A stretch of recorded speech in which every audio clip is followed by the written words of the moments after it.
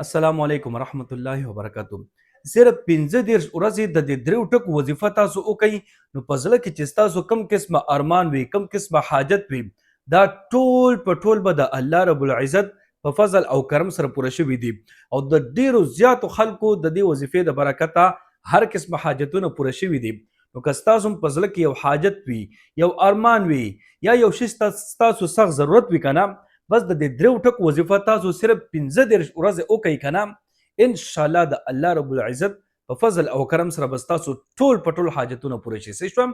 نو دا درې ټکي کم کم دي او وظیفې طریقې کار څنګه دی دې ټولو ته تاسو غوږ کېږدئ. صحیح شوم؟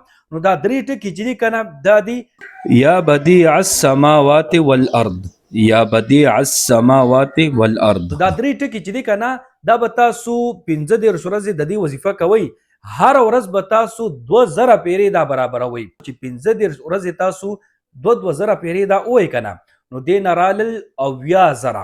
نو چې 90000 پیرې دا تاسو په 15 ورځو کې برابر کوي کنه، ورپسې بیا د خپل حاجت لپاره د خپل ضرورت لپاره چې کم قسمه ارمان ستاسو په زړه کې وي، که کاروبار دپاره وي، که رشتې دپاره وي، که کور کې امن او امان دپاره وي، که چا سره مینه محبت دپاره وي، چې هر قسمه حاجت ستاسو په زړه کې وي کنه، دغه دپاره بیا د دې نه پس دعا وغواړئ.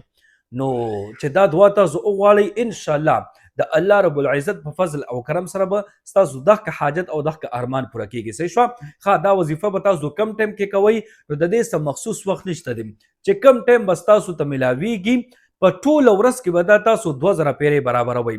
اوس هغه دام لازمي نه ده چې په یو ټایم کې به تاسو خامخا 2000 پیرې برابروئ. نه نه نه، څه اوس ووایه، څه لږ وروسته ووایه، څه لږ وروسته ووایه، څه لږ وروسته ووایه، بس سهار نه والې تر کم ټایم پورې چې تاسو ماسخوتن اوده شوي نه یئ، په دې ټول ټایمونو کې بس تاسو ته اجازت دی 2000 پیرې په ورځ کې برابروئ.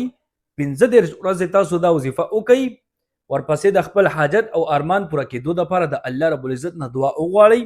ان شاء الله د الله رب العزت نه زما پوره امید دی چې ستاسو دغه حاجت، دغه ارمان او دغه ضرورت په د الله رب العزت په فضل او کرم سره پوره کیږي. صحیح شو؟ نو امید دی چې ان شاء الله په دې وظیفې باندې تاسو پوه شوي یئ. که بیا هم پکې تاسو ته څه خبره څه تپوس وي، کمنټ کې تاسو دغه سوال تپوس کولی شئ. زه به ان شاء الله کوشش وکړم چې تاسو ته جواب درکړم، تاسو پې پوه کړم، خو په دې وظیفې باندې په خپل هم تاسو عمل وکړئ او نور مسلمانانو سره د ثواب په نیت باندې دا ویډیو تاسو ډیره ډیره شیر کړئ چې ټول مسلمانان دا وظیفه زده کړي، دا شروع کړي او تاسو ته دعاګانې کوي. الله رب العزت موږ شاء الله باد ساته، دعاګانې کوئ، دعاګانې به کوو. الله په امان.